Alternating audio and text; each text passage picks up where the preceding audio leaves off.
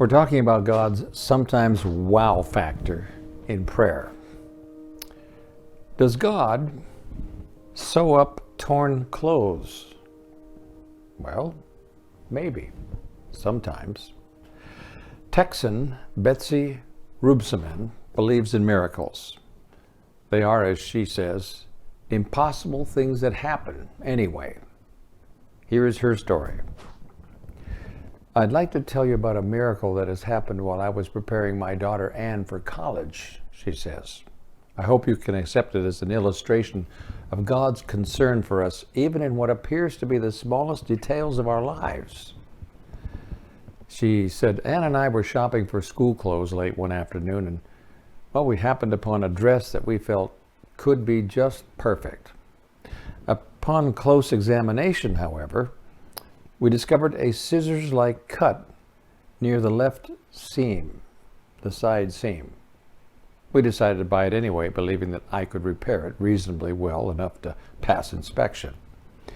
After I got home, I examined it again and figured that I would take material out of the hem to patch the cut.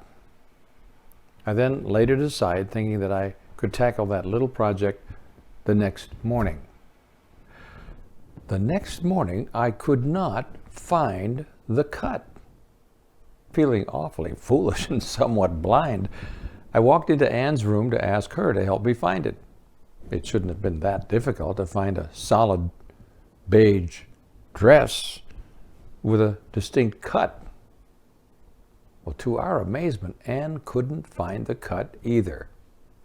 She looked up at me and asked, Mama, did you pray about this dress last night? Well, I replied something to the effect that my only prayer was that the Lord would help me to do all the little things I needed to do to get Anne ready to go off to school. Well, in total disbelief, Anne and I looked at one another. Could it be? We dared to think, oh Lord, who would believe? It really didn't matter. We believed. There was no other explanation for the now perfect condition of that little dress. And Anne concluded with these words, I've never been able to relate much to God's parting of the Red Sea to ensure his people's safety from the hands of Pharaoh. But after that small and uplifting event, I realized that God cares about me and all my needs, no matter how insignificant. We nicknamed that dress the Holy Dress. To this day, it reminds us of God's love. Oh, and speaking of clothing, a prayer coordinator, Ruthie Jacobson, was living in Oregon. A pastor's wife came up to her one day at camp meeting and told her how much it had embarrassed her to attend the pastor's banquet the night before in an old dress. I haven't had a new dress in 3 years, she said. Still, she felt God was blessing her. So Ruthie started praying for money to buy clothes for more than 100 pastors and their wives in the Oregon Conference. Her husband, Don, was the president of the conference, but she didn't tell him about her prayer, knowing he loved to solve problems by himself. Impressed with Mueller's success in supporting his orphanages by secret prayer without ever even soliciting donations, Ruthie decided to try it for herself. Shortly after, a physician approached her. Ruthie, could you use some money for clothing for pastors and their wives? I have $10,000 for that purpose, provided that no one ever knows where it came from. Yes, she exclaimed. I want you to know that you are the direct answer to that specific prayer. Nobody but God knew this or anything about this. Well, Ruthie did some figuring and realized that wasn't enough. So she kept praying privately. Monday morning, when the check arrived at her office, it was actually not for $10,000, but it was for $15,000. It was just before Christmas, so she wrote a letter to pastors offering them either a gift certificate or reimbursement for clothing receipts. A few pastors called and said they didn't need the money. Others came in after Christmas and thanked her. She passed a note on to the donor. This is from the Lord. Well, the Lord prompted that philanthropic physician to repeat his offer 4 years in a row at Christmas time. Well, then Ruthie stopped praying about it. December days trickled by and no money came in. On December 23, she suddenly realized the need, fell on her knees and asked God to forgive her for forgetting to pray about that request. That afternoon, the physician called. You know, we haven't done anything this year, but I want to do the same thing again, he said. Ruthie sent letters out that day to the pastors and all of their wives. So, what are some things that we can learn by way of lessons from these experiences? The Lord is not able to do as much as he would like to when we don't pray specific prayers. You see, we are on enemy territory, and perseverance in prayer tells God and the enemy that we are serious about our requests. That same physician once walked into Ruthie's office when she was praying for money so pastors could attend a ministries conference. Ruthie, do you need the money? He asked. I've been praying and asking the Lord for it.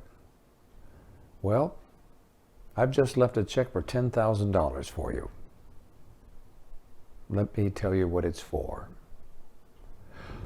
Oh, the physician, turning to go, said, I don't care what it is for.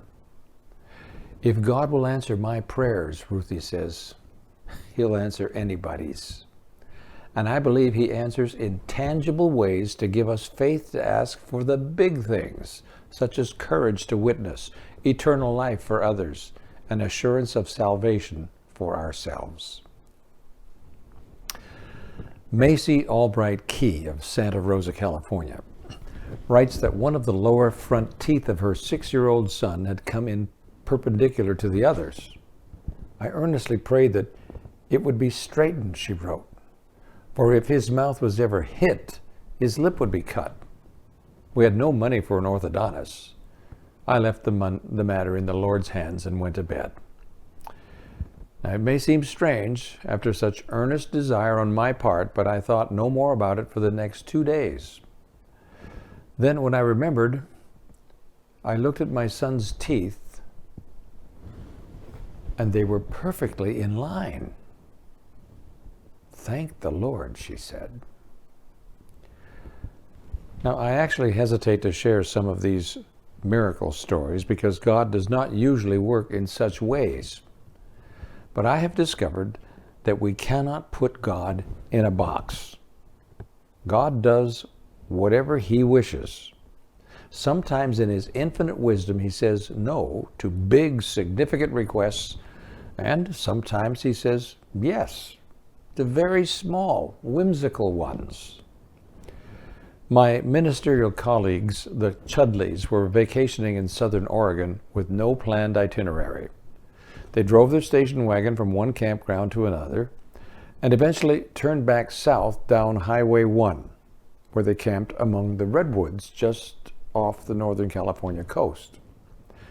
Early on a Friday afternoon, having lost track of time, they pulled into a campground and asked if there were any open campsites.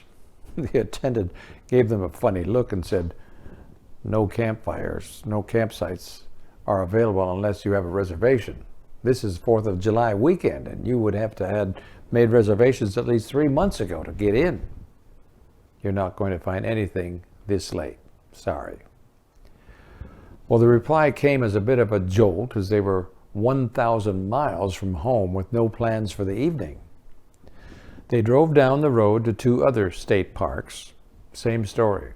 July 4 weekend. They tried several motel units. No luck. As they headed toward the last and largest campground, Becky Chudley said, I'm going to pray about it. She did. I think the Lord's going to give us a camping spot, she declared. Well, her husband said nothing, but his skeptical propensities went into high gear. What exactly is the Lord going to do here? Is he going to create a new space? Will the camp directors look at their map and say, oh wait, we've got a new space here we've never noticed before? Or is God maybe going to vaporize one of the camperites? This is silly. Well, at last they reached a very large campground on the west side of the highway number 1. As they approached, they could see a line of cars full of sleeping bags and tents and kids in the back seat with glum looks on their faces exiting the campground. Nevertheless, Becky said, I prayed, and I'm sure the Lord's going to give us a camping spot. So they joined the line of a dozen or so cars at the entrance of the park. As they inched forward, they watched as each car ahead of them would pull up to the booth, roll down their window, and talk to the attendant, who would shake her head and then hand them a piece of paper. Then the car would do a U-turn and pass by on the other side on their way out, glum faces and all. Finally, the Chudleys arrived at the booth. Jerry rolled down the window and said, just wondering if you had an empty campsite. The attendant started to reply when suddenly someone tapped on her window. Excuse me a minute, she said. In a moment she was back. Well, sir, you're in luck. These people just phoned their friends who were coming to stay in the campsite next to them, and they're not coming. So we have an opening for you. They paid the fee and drove through the gate, watching in their rearview mirror as a long line of cars continued to do U-turns. The Chudleys had a delightful weekend. And Jerry, realizing that God was a little bigger than he thought, has become a lapsed skeptic. Well, the Toppenbergs also liked to travel. They owned a 22-foot cream and green Terry trailer that had provided many happy hours for them. It had become an essential part of the family, and Donna could not bring herself to part with it. Her husband, Glenn Toppenberg, well, he had other ideas. At the time, they lived in Stoneham, Massachusetts, and he was a physician on the staff of the New England Memorial Hospital. He had grown weary of the major repair bills on their 1972 Ford LTD that resulted from pulling the trailer. Even though the car had a heavy-duty towing package, so far they had replaced 1 transmission and 3 rear ends. Finally, at Norridgewock, Maine, the camshaft broke, damaging the cylinders, and they had to have the engine rebuilt at considerable expense. At that point, they agreed that they could no longer afford to pull the trailer with the old LTD. They would either have to get a new car, Donna's suggestion, or sell the trailer, Glenn's suggestion. Well, unfortunately, they could not agree. Glenn felt that they could not afford a new car, and it would be too risky to attempt to pull the trailer with a used car of unknown capabilities. Well, Donna simply could not bring herself to part with their trailer. Glenn agreed not to sell the trailer without his wife's permission. They prayed over the issue, but mutual agreement seemed unreachable. Well, seeing that he was fighting a losing battle, Glenn began to consider what sort of car they might need in case they decided to buy one, and settled on a GMC Suburban. He obtained a book listing the wholesale dealer cost of the car with the various options he would need. One morning, after many weeks of indecision, Glenn decided the time had come to do something. So, the Toppenbergs knelt together and prayed for God's guidance. Glenn prayed that God would somehow put a stop to the transaction if it was not his will for them to have a new car. Armed with a wholesale price list, Glenn was on his way out the back door in the basement to the local GMC dealer when the front doorbell rang. At the door was Pastor Doug Cross, whom Glenn and a group of other doctors in the area had hired as a physician's chaplain to follow up their interests. Glenn and Doug were good friends, and Glenn had briefly mentioned the problems he had with his Ford, but he had never expressed to Doug any intention to buy a new car. Inviting Doug in, Glenn asked what he could do for him. "Well," he said, "I have a brother with me who is visiting from Texas, and he has a GMC Suburban that he would like to sell so that he can afford to go back to school. I was just wondering if you might be interested or know of someone who was." Dr. Glenn replied, "You may find this hard to believe, but I was just walking out the back door to go buy a Suburban. This book under my arm is the dealer price list. We just prayed that the Lord would guide us to the car he had for me if this was his will." And then Glenn added cautiously, "And if he is answering our prayers this directly, I wonder if it might not even be the right color, a light green." "Well, it's a cream color with green trim," Doug replied.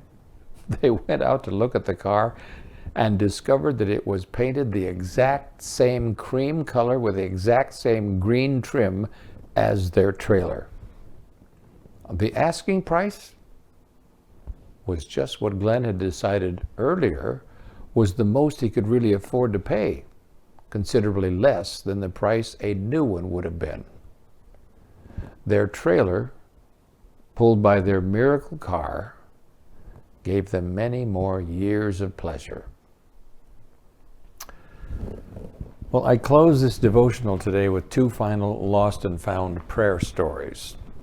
The first one is from Mrs. Edith Roper of College Place, Washington. Some of you might have known her.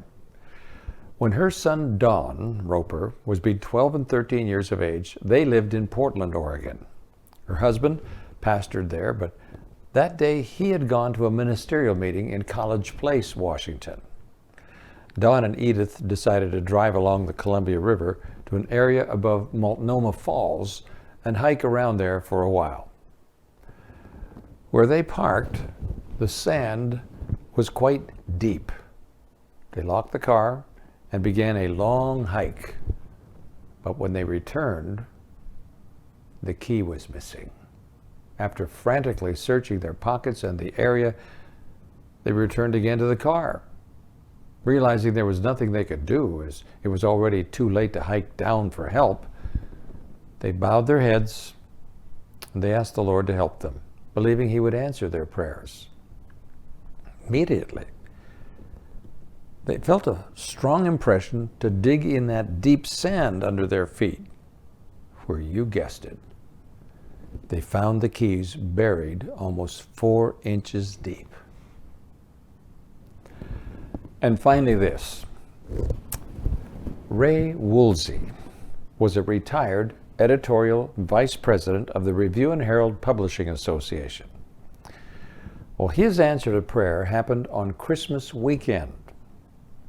At the time, he was a single pastor in southern Alabama, and his fiancée, Chalice, was a nursing student way up there at Washington Adventist Hospital in Tacoma Park, Maryland. It had been 6 months since they had been together. Well, that Christmas, Ray's parents, who lived in Collegedale, Tennessee, invited Ray and Chalice to join them over the Christmas weekend. The Woolsey's property extended from Ringgold Road up to the top of White Oak Ridge. On a cold Sabbath afternoon, Ray and Chalice decided to climb the ridge. A neighbor's dog chose to tag along. They started climbing through the woods up the steep hill with no path to follow. About 3/4 of the way up, they sat down to rest, leaning back into the soft oak leaves on the steep slope. They were huffing and puffing from the climb, and Ray's glasses started to steam over. Taking them off, he laid them on the leaves beside him. Meanwhile, the dog cavorted all around them. After about 20 minutes or so, Ray reached for his glasses, but they weren't there. A long and careful search finally led them to conclude that the dog must have taken them. Ray realized that he had to go back to his church district the next day, and ordering glasses back in those days was a complicated affair that could take weeks. Finally, having exhausted the possibilities in the immediate vicinity, the pair stood up and prayed earnestly that God would show them where the glasses were. Now, placing himself under God's direction, Ray decided he would move laterally 10 steps along the side of the mountain. He then made a quarter of a turn facing down the mountain, bent over, reached down, and touched the glasses under the leaves. Ray says, that one experience has served as an anchor point in my life. I know that come what may, the Lord is there and is prepared to take care of me. Now, we need to balance such amazing stories with some good advice. We should not count on God in advance to rescue us from our own stupidity. Usually he doesn't. Furthermore, cars and camping spots are not the sort of thing that is the main focus of the daily prayers of a mature Christian. Nevertheless, one thing we can be sure of: God is sympathetic to our problems. Whether the problem involves our daily bread, our daily transportation, or just a set of keys, God will provide. The Bible says he owns the cattle on 1,000 hills, and the hills under the sky, and the stars over the hills. And prayer is the key to his riches. Just one more thing. If God will work such amazing miracles in regard to things that mean little to him except as tokens of his love for us, then think how much more he will do when we ask for things that mean everything to him, namely, the salvation of lost souls.